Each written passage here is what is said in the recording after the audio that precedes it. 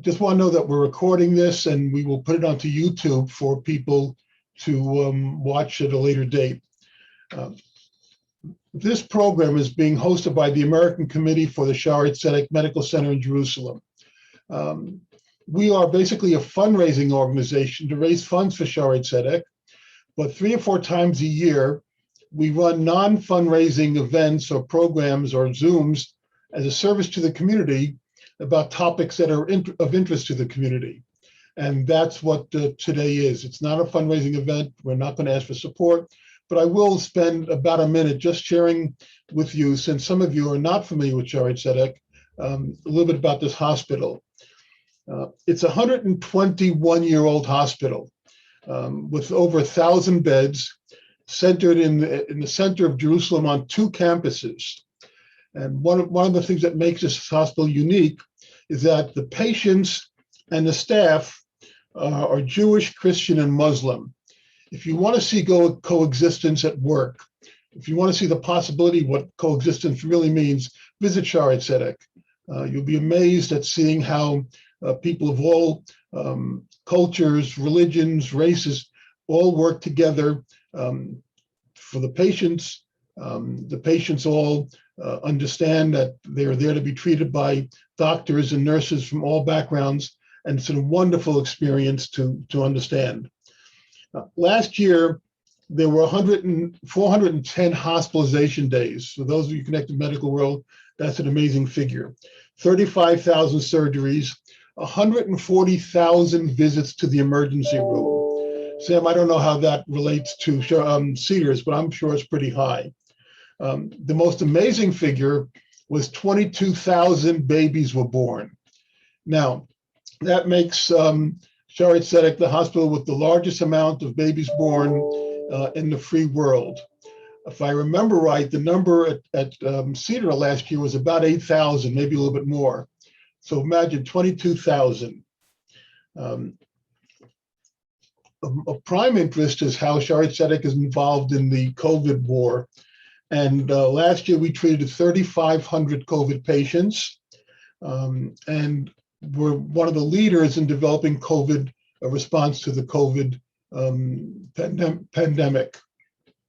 There are about 1,200 physicians at Shaare Zedek, 2,000 nurses, and 600 plus paramedic staff.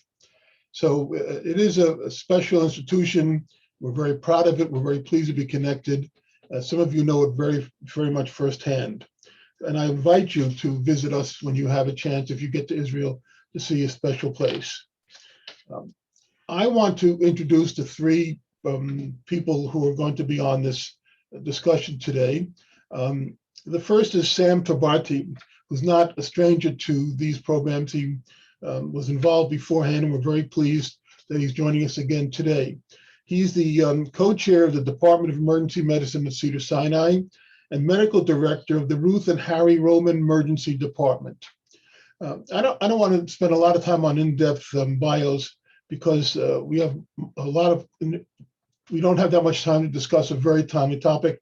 So other than to say that Sam is a very, very major player at Cedars, and we're very, very pleased that he's joining us again. Second physician joining us is Dr. Jonathan Grein, who's the director of hospital epidemiology at Cedars-Sinai. Again, if you look up Jonathan, you'll see a very interesting bio. To me, probably the most interesting thing is that he's all LA, meaning from graduate school, medical school, all his work has been done at UCLA and now at Cedars. And we're very pleased when Shlomo Melmed, who we were so appreciative to for helping put these together for us, when Shlomo Melmed suggested that we call Jonathan, Jonathan said yes without any hesitation to joining this.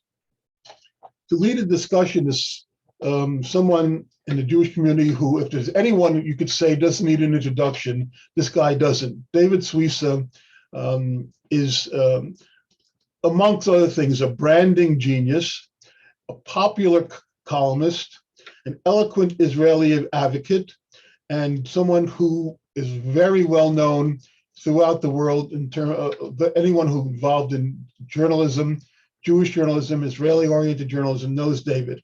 He's currently the president of Tribe Media Corporation, which is a Jewish journal. And I will say, David has been very supportive of everything we've done, and especially these Zooms. I would say, I would announce, and I'm sure some of you know this already, that the LA Jewish Journal is going back into print edition beginning next Thursday. Los Angeles is the only major city in the country with a print edition paper coming back. And much of that has to do with David's genius, his leadership, and his push towards providing the Jewish community the best Jewish resource around. So that's enough for my time. I'm going to turn it over to David to begin a discussion. And as I said, if you have questions, please put them in the chat section, and I will try to get them to David at the appropriate time. One piece of housekeeping for those who are not Zoom oriented. If you look at the top right of the screen, you'll see the word view. If you click on it and you click on speaker, the only person you'll see on the screen is the person who's speaking. I just did that and I don't have the person who's speaking, but maybe that'll change. All right, David, why don't you start, please? You have to unmute. David, you have to unmute. Thank you, Paul. There you go. Now we got it. Okay. Well, Jewish Journal's been around 33 years. I don't think there's ever been a bigger story that we've covered than COVID. We've had catastrophes and disasters, but they come and go. I can never recall a story that's so big and that doesn't seem to go away. And I can't imagine if I had to choose one topic today to discuss, it would be this, because the anxiety in the community is still very high. We had a false alarm a few months ago. We thought we were out of the woods, but we're not. This is why we decided to do this webinar with a focus on the Delta variant. There's still plenty we don't know, but the two guests we have today are going to really help us to get to that point where they can clear up some of the confusion and maybe strengthen us as we move forward. So the first question I want to ask is, on the front line is the emergency rooms. Whenever the press talks about what's going on with COVID, usually what you hear about is ER rooms are full, when they talked about flattening the curve and so forth. So Sam, you run the emergency room at Cedars-Sinai. What's it been like? Give us a sense of what it's been like lately over the past few months and recently. Well, thank you. I want to thank Paul again for setting this up and everybody for being here today. It's an honor. Boy, we got hit. We got hit with a fourth wave, right? We call it now the Delta wave, but about a month and a half, 2 months ago, we started seeing a rapid rise in cases. And that's when we started to ring the alarm to say, hey, there's something going on here. We're concerned. Please get vaccinated. And just like the other waves, we saw a lot of patients get sick. Many of them required hospitalization. Some of them could be managed as outpatients. And we saw a similar curve of patients coming through. I am happy to see that in the last week or so, that we appear to have peaked and maybe are on the downside of this peak. And I hope that that's sustained. It's a little early to know, but as all of these peaks, both appreciated in other countries, in the UK and Israel, a peak of activity came with Delta, and we are now doing a little better. We're still pretty busy, but we're doing better. David, unmute. David, unmute. Jonathan, before we get into the actual threat of the variant, can you explain to us what exactly is a variant? I mean, as an amateur philosopher, I find something evil in the idea that we create a vaccine for a virus and then they find a way to get through. It's like, what do they want from us? Like, it's relentless. It's like it has a mind of its own. It's like they regroup. It's like an enemy. that regroups and comes back with another way to get that spike protein. But that's just me. From a scientific standpoint, how do you describe a variant? First of all, thank you for having me. I really appreciate it. I think this is the first time I've been in front of this group, so really, really happy to be here. Also with my colleague, Dr. Torbati, who I get to work with all the time, so very happy to be here. With regards to what a variant is, I mean, first I'll just say that I think this virus is doing exactly what we would have expected this virus to do all along. What viruses are very good at is evolving and mutating and changing over time.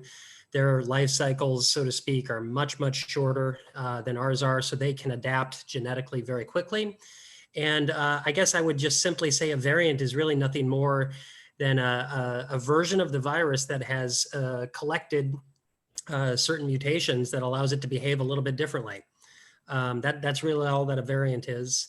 And it kind of, you can call it whatever you like, but that's really all it is. And as we would expect, as this virus is continuing to ravage communities across the world, and many of which are not, may not even have access to vaccines, we will expect to see more of these variants begin to pop up. And our hope is that we're able to identify and potentially, take measures to help reduce the threat of this. But that's essentially, I think, what the story of this pandemic is going to be. Now, I hear about an AY3 variant, thing that comes from South America. I mean, are you analyzing possible variants that are going to come down the road? I'm trying to get a sense for how threatening the future is going to be. Right now, you're dealing with a Delta variant mostly. And the first question is that worse than the original COVID-19 one? And two, what others are you seeing? Sure. So with regards to, yeah, and I'll say there are several variants out there that, people are still describing. I know, a recent article preprint coming out even just within the last couple of days describing a newer one that's been described. But right now, what we have seen, at least in the United States and through much of the world, is what's called this Delta variant has really taken over and predominated the circulating strains.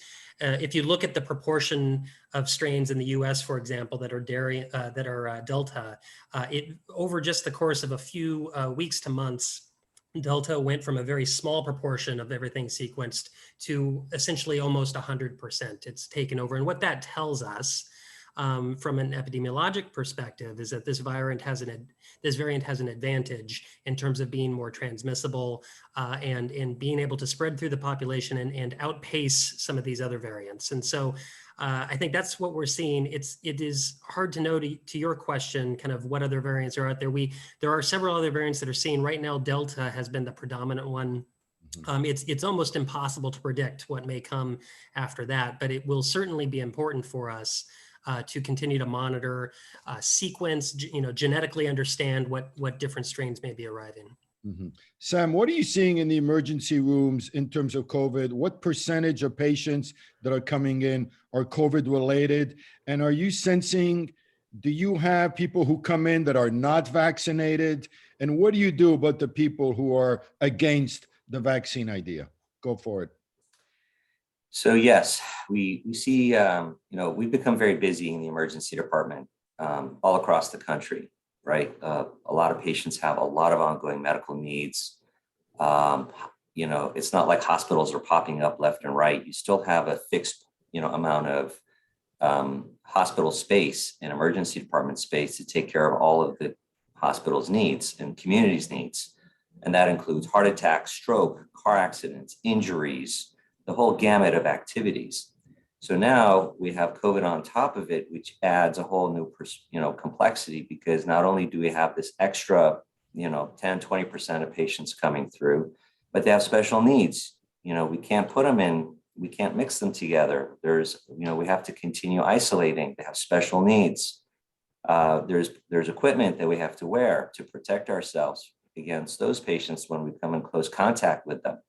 So lots of complexity, when we deal with this patient population.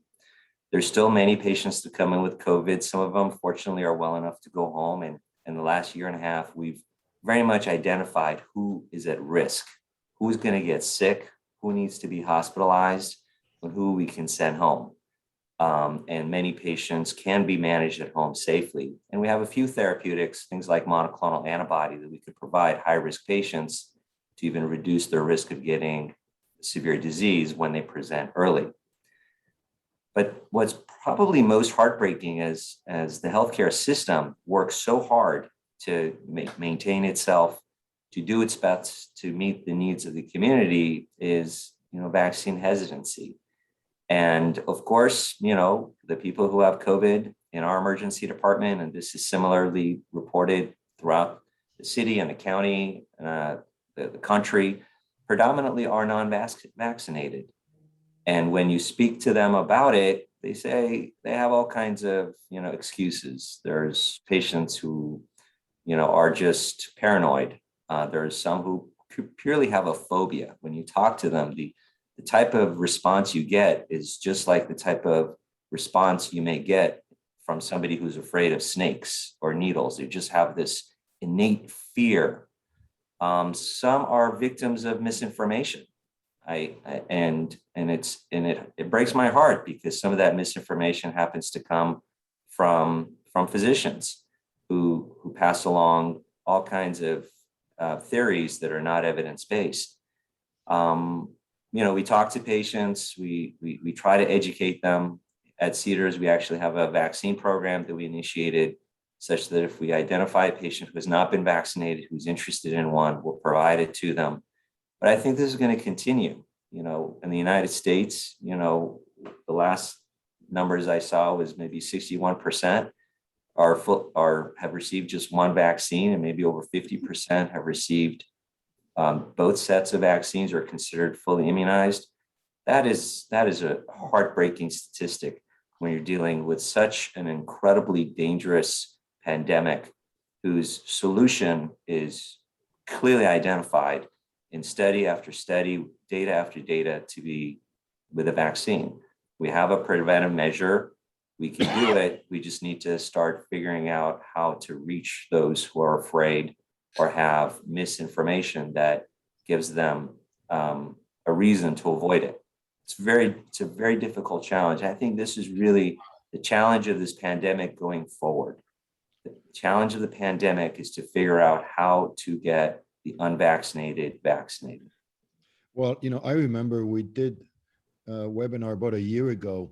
It was before the vaccine, and we were entering this era of, I think the worst time was, we were entering it last year. I think the biggest peak was November, December.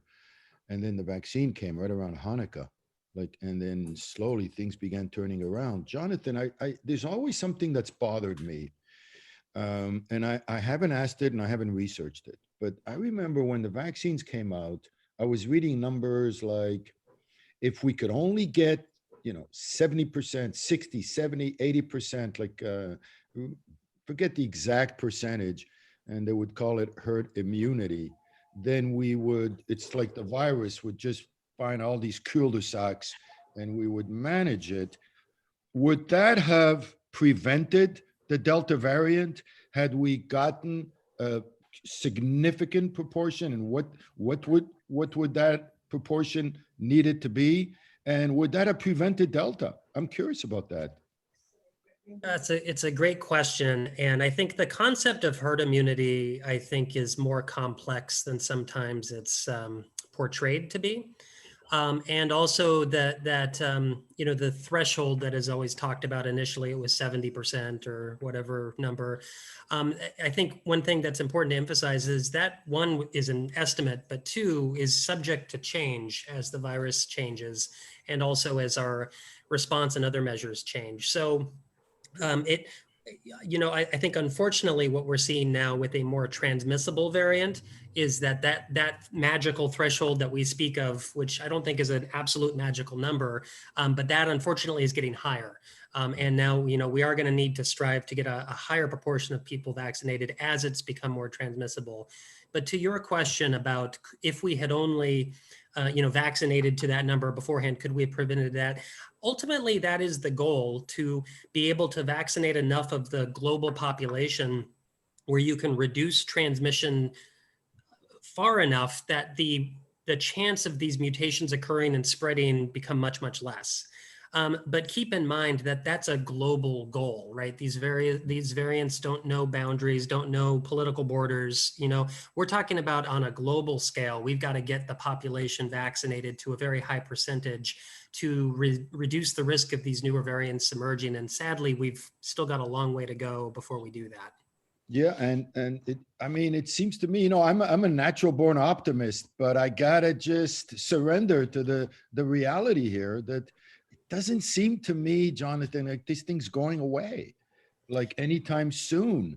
It seemed the combination of vaccine hesitancy and increased contagious characteristic of the Delta variant is just a lethal combination. And it's kind of, I just feel we got to gird ourselves to continue to expect this kind of uncertainty and waiting for government regulations, masking indoors, social distancing, and the third jab of the vaccine and so forth. I think it feels to me like this thing is going to go on. David, let me interrupt with a question that I think underlines what you just said. The question is, if we keep getting variant after variant, and there are those that will never get vaccinated, is it true to say that this can go on for many, many years? I think, well, I would say that yes, I think we're in an arms race, so to speak, with this virus. I think we're going to be kind of perpetually in this conundrum. And what we may see, and this is, it's always hard to predict the future, of course, but what we may see, sadly, is for those that are not getting vaccinated, we may have to allow, eventually every community is going to be exposed and people will be exposed to the virus, and earning herd immunity through the hard way through natural infection is going to be a very painful experience for people that have to go through it, living with the consequences of what this virus can do. But we may see, unfortunately, in some communities that either don't have access to vaccine or that choose not to be vaccinated, that may be the natural course of where this goes, is leading to, exposure through natural infection and then all of the consequences that brings along with it. But is there a silver lining to that? Because I hear that the natural immunity goes after 28 proteins, whereas the vaccine goes after 1, and that there's a stronger immunity that you get from natural, when you get it naturally without the vaccine. Is that consistent? I think that's still very much subject to debate. I think what we know is that the vaccine does induce a very robust, broad immunity. One of the advantages of the mRNA vaccines is their capacity to induce a strong antibody response as well as a cell-mediated response. And those are two of the major arms of your immune system. And certainly natural infection will also induce a broad immune response. The challenge with natural infection is that it can be pretty heterogeneous in terms of it may induce a strong response in some people and a weaker response in others. And in general, a vaccine more generally induces a more consistent immune response across a broader population. So I think the jury is still out on that. One thing we do know, however, and I'm sure I'm preaching to the choir, so to speak here, but the advantage of vaccination, of course, is you don't have the untoward consequences of natural infection, the longer symptoms, that what's called long COVID symptoms, and of course the increased morbidity, mortality that comes with natural infection. I feel extra good about getting my 3rd jab last week. Thank you for that. Sam, give us some good news. When we spoke a year ago, what has been the progress in terms of treating people with COVID? I know that in the beginning there was, we talked about, ventilators and so forth. Give us a little idea of the progress that has been made in terms of new things that you've discovered to treat people with COVID, and what has been the improvement and impact. Sure. Well, since we last spoke, we spoke right before the vaccine was coming out. We were so excited about it. And the vaccine actually exceeded our expectations. The vaccine exceeded our expectations in terms of how safe it was, what the low side effect profile was immediately after injection, what low side effect profiles it induced down the line, and how effective it's been, not just in preventing, COVID complications for the original strain, but also even the Delta strain. It may not be as good, but there's data that shows that, it's about 66% effective against the Delta strain, and it wasn't the strain that it was designed to, to go after. So the fact that we have vaccines is amazing. The fact that we continue to have vaccines is amazing. The fact that we are now looking at boosters is amazing. The boosters and third shot, maybe we could talk about the difference, but at the end of the day, the fact that we have those and we're showing effectiveness and safety is amazing. On the therapeutics end, we've discovered that monoclonal antibody therapy is a very good therapy for patients who are at high risk to develop severe disease. So the average 20, 30-year-old who gets COVID, they're going to do fine. They don't need it. But anybody who is older, anybody who has medical comorbidities, those are patients who we now have availability to provide monoclonal therapy and prevent them from getting very sick. And that's very good. We have different varieties of monoclonal therapy. And I just saw that we even are AstraZeneca is working on a new product where it's just an injection. The previous ones are infusions where it takes 2-3 hours. And that's a long time to provide a therapy. If this AstraZeneca new monoclonal antibody works out and it becomes available, that could be great. You just get a quick shot and it could be available in different environments, and people can have sort of what we call post-exposure or preventative therapy from getting sicker. We have discovered, in addition, some additional benefits of certain immunosuppressants for patients who are critically ill, so that if you are very sick, you require hospitalization, you're on a ventilator, we have some additional therapies to reduce your mortality. But this is not a disease, just like most respiratory illnesses. When we look at viruses, the therapeutic options will evolve, but these viruses set off a cascade. They come, they infect you, and they set off a bomb in your body. So we can kill a virus, but the bomb's been set. Now, we end up dealing with the bomb with immunosuppressants and things like that to make it easier for the body to recover. But the message, from our standpoint, really to the community is, look at this vaccine as a life insurance policy. Look at it as a helmet when you are, engaged in certain activities like riding a bicycle, which you may enjoy, and we want people to enjoy life and live. But if you're doing something that's a little risky and we can protect you against a complication, please just do it. And so that's going to be our challenge, like I said, figuring out how to get this vaccine to people. I'm sure there's going to be new vaccines that are going to be developed. Personally, influenza came and it killed a lot of people, with the Spanish flu, and we still have influenza every year. I think the idea that COVID is going to go away is a dream. I don't think that's ever going to happen. I personally suspect COVID is going to exist forever. It'll continue to mutate. We have coronaviruses that have been around for a long time. They just haven't been as virulent as this. Other coronaviruses just cause colds and flus. Maybe this will turn into that. But I think the American public, the world, needs to continue its attention to its health. It's the one thing we have more than anything else, and it's by far the most important asset.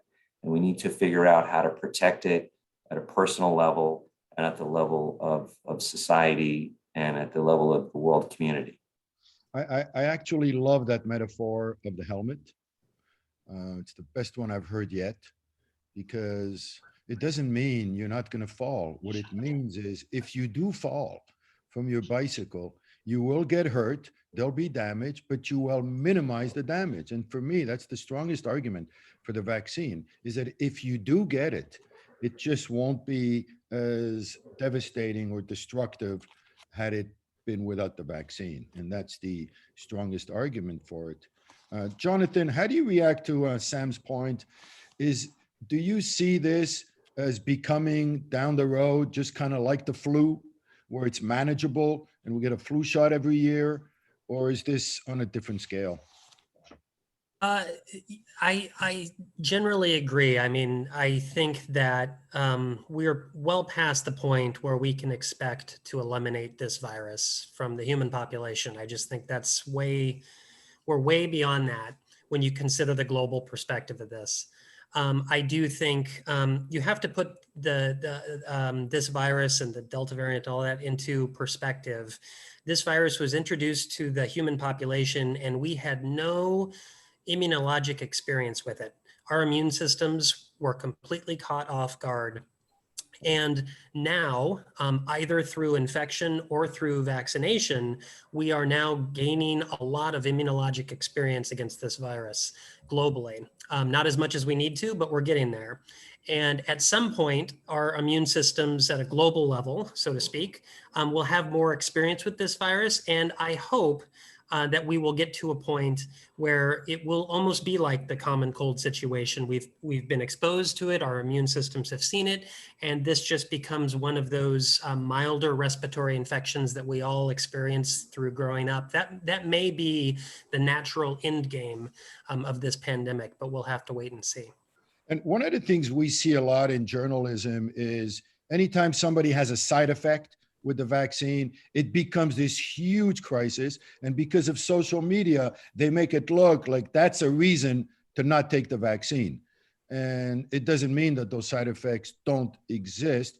And I know that's one of the questions I just saw. How do you deal with that, Jonathan? Because I guess some people, it really does happen, but that's no reason to kill the baby with the bathwater, right? Yeah, well, the biggest problem, and this is a problem with vaccines generally, not just this, but vaccine success is very silent, right? And any potential adverse event is very loud.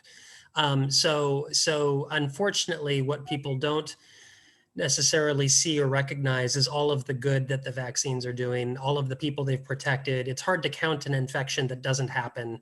But You just described the news business. right.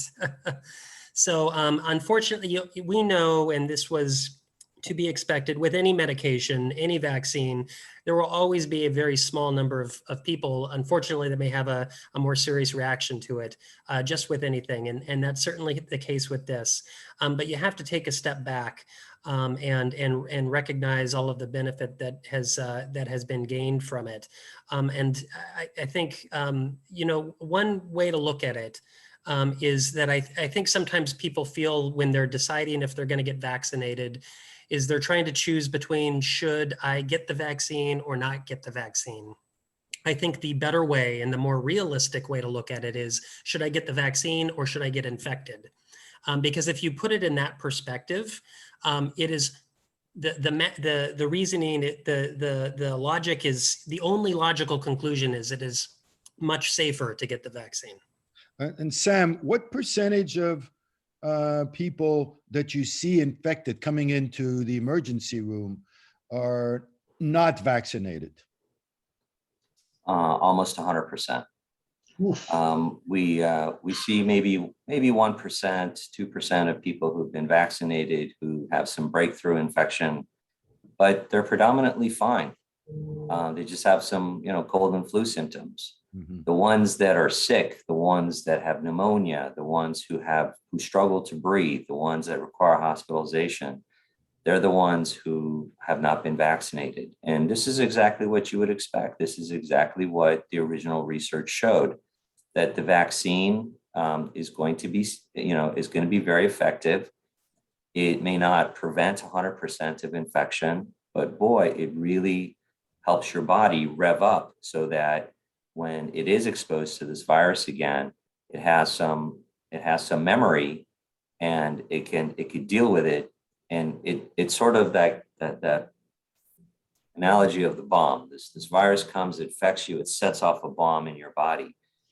Your body, if once it's been vaccinated, can put a blanket on it. and it could prevent the whole crazy cascade, whether it's inflammation in your lung that causes you not to be able to breathe, or it's the inflammatory consequences. We're now seeing more and more studies that show that many of the even side effects that were attributed to the vaccine actually have a higher prevalence in natural disease. So the fact that you've been vaccinated even reduces your risk.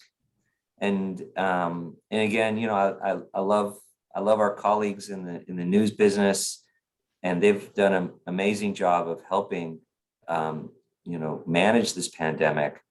But you're right, David, when you sensationalize a 1 in 100,000 or 1 in a million side effect, a lot of people end up getting scared because they don't understand what 1 in 100,000 or 1 in a million means, when their personal risk of death could be 100-fold higher, Right. or even 1,000-fold, depending on who they are.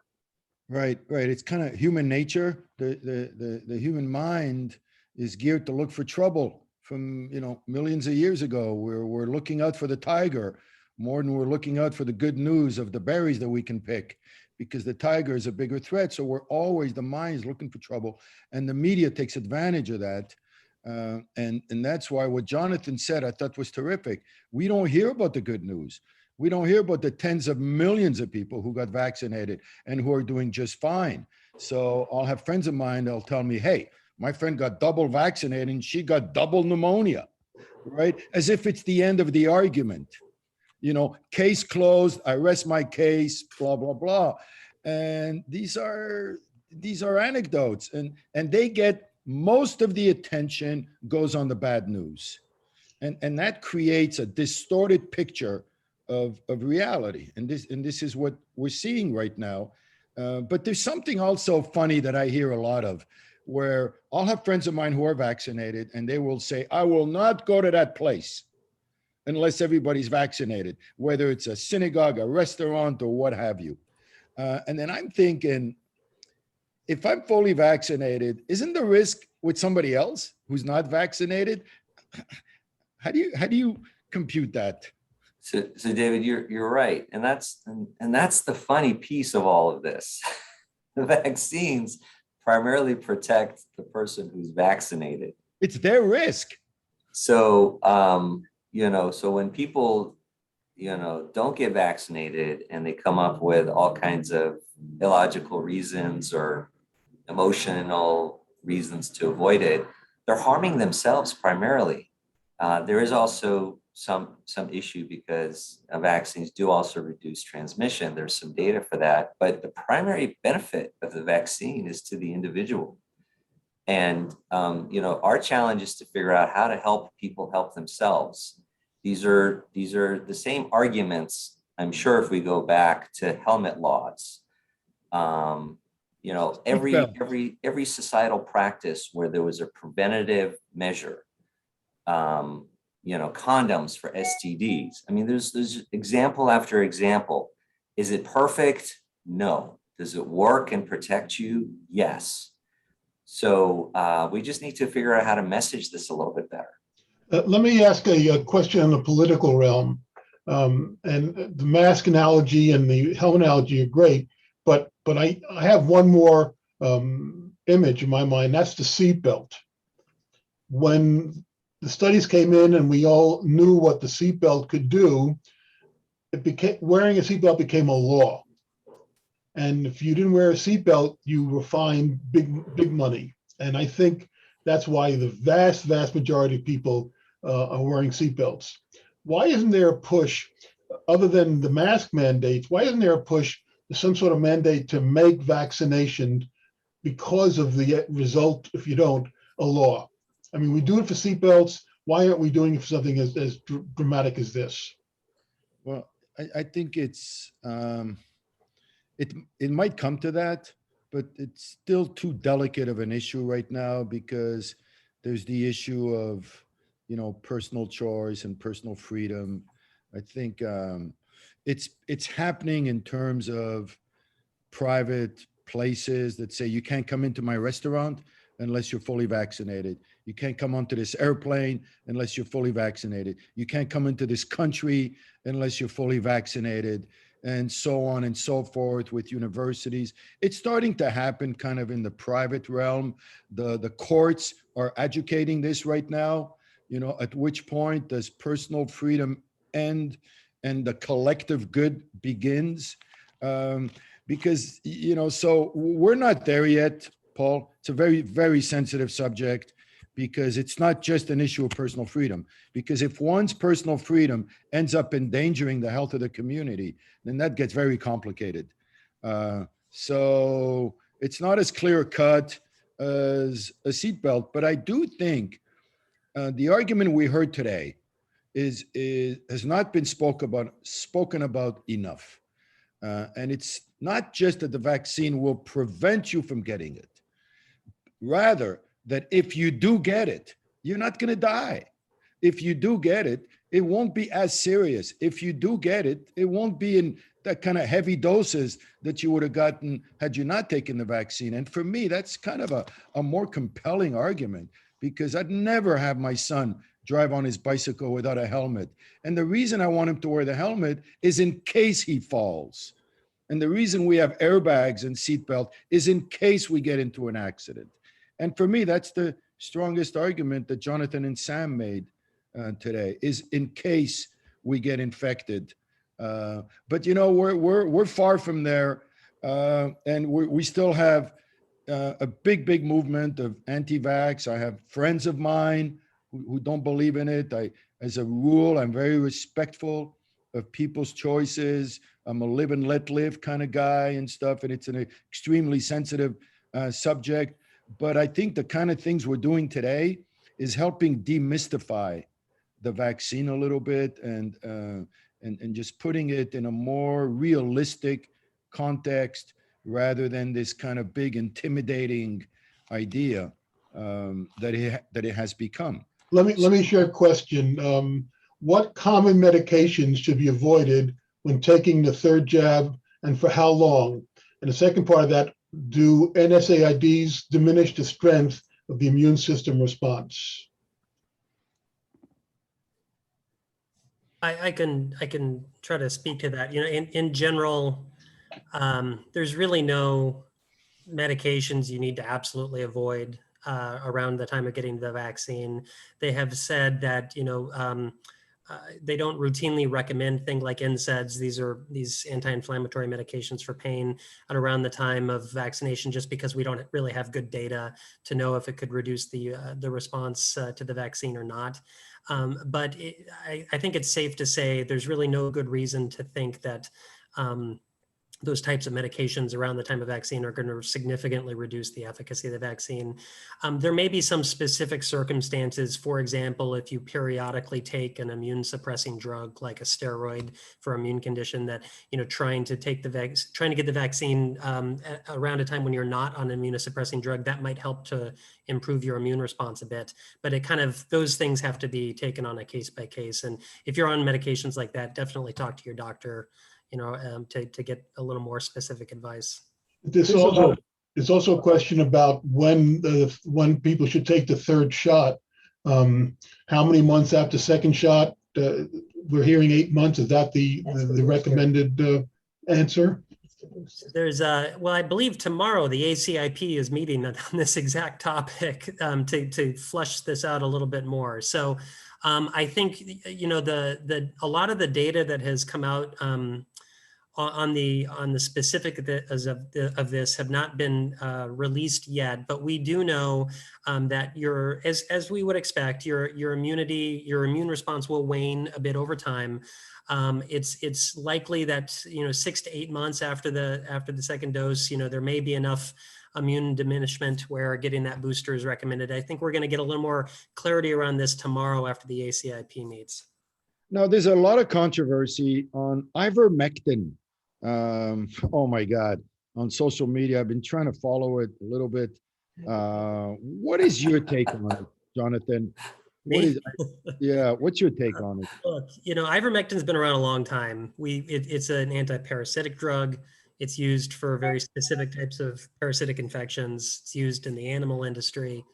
The reason it gathered some interest early on was that as we were looking at various agents for potential activity against the virus, this particular drug at very high levels has some activity against the virus.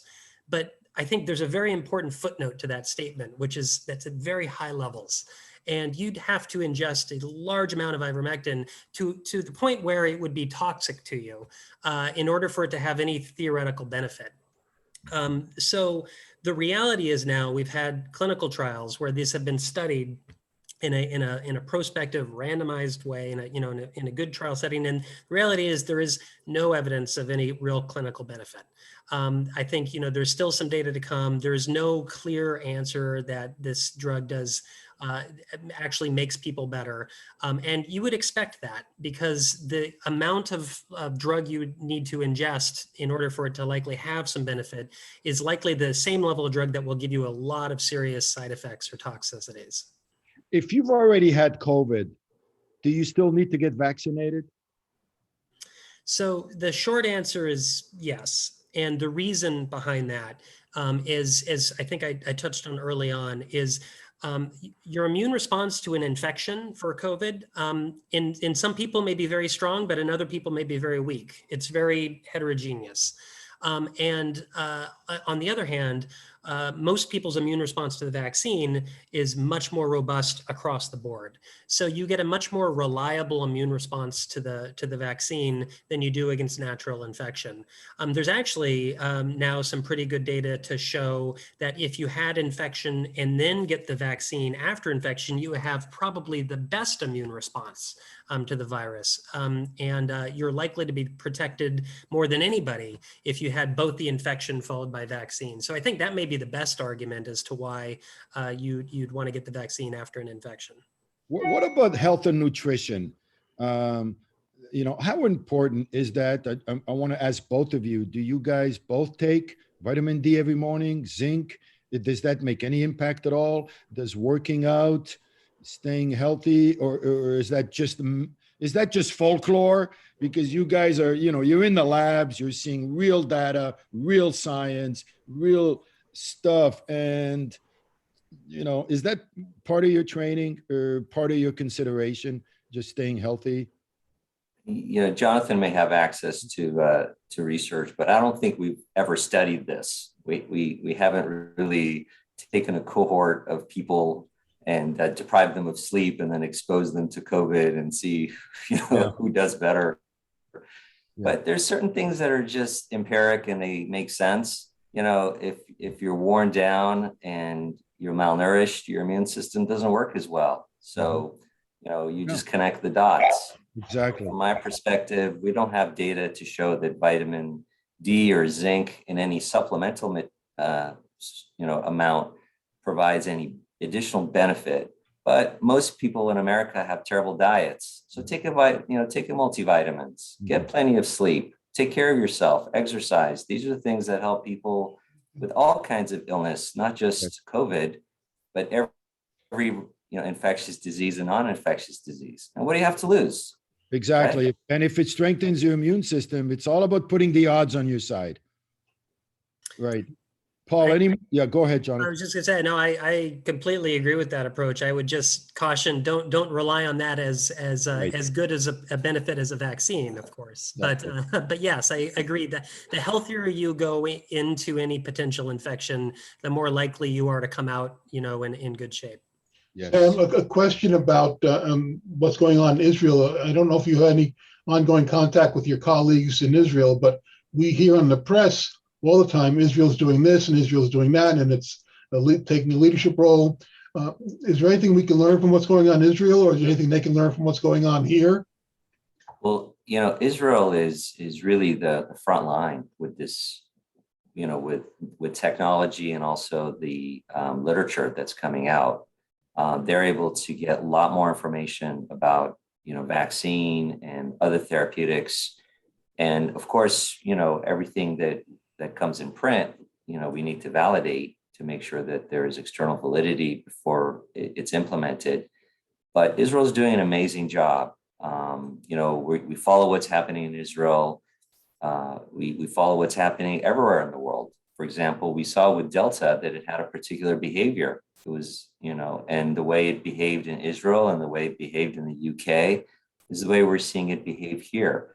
So I think we'd be smart to watch what's happening in the rest of the world, to look at lessons learned and look to see what other environments are doing so that, one, if they're ahead of us in terms of the disease, we could do a better job of preventing it. And it's likely that, the new strains and the new variants will come from outside the US. And it wouldn't be in our best interest not to be aware of what's happening. The world is a small place, and we've learned with this virus that it's a very small place, that within weeks, a tiny particle can spread throughout the entire world, which means everybody is breathing the same air, no matter where you are. So being aware of what's in that air becomes really important. And more than any other time, we need to be aware of what's happening in the world in terms of health. Do you have any skepticism with this obsession with wearing a mask? I saw Prime Minister Bennett and President Biden the other day, and they're sitting in the bloody Oval Office and they're talking to each other wearing a mask. And I wonder sometimes if we go too far. I read a very long analysis in the Manhattan Institute City Journal that really challenges the value and the importance of wearing a mask, that there's not really hard evidence. I'm just curious what you guys think about that. I mean, I wear it, I follow the rules, but Jonathan, you want to start? Have we gone too far? I think that, we've been talking about masks now for a year and a half. I think masks should be seen as a tool to help minimize risk. Masks are not perfect. Masks aren't going to completely eliminate risk, but we do know that masks can help to minimize risk. That how much they minimize risk, by what degree, is very setting specific. And so, for example, if you are, to take the extreme examples, if you're gathering with a group of fully vaccinated friends in an outdoor setting, wearing a mask there is of very little extra benefit. If you are eating at a crowded indoor restaurant with a bunch of people where you don't know their vaccination status, a mask there is going to be much more potentially helpful. So I think the benefits of masks are very contextual. We have a tendency to want to paint this as a black and white issue. It's really not. Sadly, it's become a politicized issue, which it really shouldn't be. It really should be viewed as one additional tool that we can have to minimize risk. Mm-hmm. David, we have about 2 or 3 minutes left, so let's try to wrap this up, please. Okay. Why don't we get some closing comments from both of you, a minute each. Sam, go for it. So I think this is an interesting time in this pandemic, and I suspect in a year we'll come back and we'll have some really interesting additional thoughts about all of this. I think we've learned a tremendous amount in the last almost 2 years about this disease. I think we've learned that it's not black and white. It's not about elimination. It's about control. And I think we just need to be realistic. We need to be realistic in managing all kinds of things. And it's just like driving a car. When you get into your car, because it's an amazing technology and it's an amazing experience to be able to sit in a piece of equipment and to be, to travel 30 miles away, there's a risk. So we need to figure out that risk. At a level of society, we need to build safe roads. And at the level of the individual, we need to make sure our car is in shape and we're wearing a seatbelt. So it's the same thing with this disease, with almost every disease. It's not going to be black and white. It's not going to go away. We just need to figure out how to control it. And we need to figure out how to talk to each other, be respectful, and how to have a national dialogue that transcends politics. This is not about politics. This is just about, some common sense. And hopefully, in the next year, we'll look back and we'll see a little bit less political issues around this, and a little bit more science. But I don't know, humans are going to be humans. They've been doing interesting things for millennia. Well, I think it would be terrific for the three of us to get together in 6 months again and catch up on this. Jonathan, any closing remarks? I can't beat humans will be humans. That's good. I agree with that. I will just say, the story of this pandemic is the story of evolution and adaptation. We are adapting to this virus as the virus is adapting and evolving to us. The experience we had in the first couple waves, in terms of the patients we saw, in terms of our response to it, is now very different from the types of patients that we're seeing now in this phase of the pandemic and our response to it. And so to Dr. Torbati's point, I think we all need to, settle in for the long haul. We need to recognize that this pandemic is going to evolve over time in terms of what it looks like and how we have to respond. And I hope we can take it out of the political realm and really bring it back to what it is. This is a public health, this is a health issue, and we really have to treat it like that. Well, I'm delighted to live in a generation where we have people like Sam and Jonathan and Cedars-Sinai and Shaare Zedek, where the science is so advanced that we don't have to surrender and die from these horrible plagues. And I'm just expressing my deep, deep gratitude for the science and the medical world that you represent. When I bring my kid into the emergency room at Cedars-Sinai, just to know all the equipment and the incredible innovations. And I compare that to when my mother was growing up in Casablanca, 90 years ago, without a dentist. And it was just an incredible amount of progress that we have made regarding keeping our health. And I'm just grateful for that. And I'd love to do this again. Paul, thank you for organizing this, and Shaare Zedek. I think this is one of the most important discussions we can have in the world right now. And I'd love to do this again in 6 months because it keeps changing. And Sam and Jonathan, you seem to be completely aware of what's going on the latest changes. Thanks again, Paul. And thanks again to both of you. Sam, Jonathan's, David, thank you for me, what was a fascinating 1 hour. Just to remind everybody, we are going to put this out on YouTube so you could share it with your friends and colleagues and family and enlighten people as much as we've been enlightened. Thank you. Remember to wear your seatbelts. You wear your seatbelt. That's all. Go to jail, one or the other. Thank you all for joining us. Have a good day. Stay well. Thank you. Thank you very much. Thank you. Thank you, Sam. Thank you, Jonathan.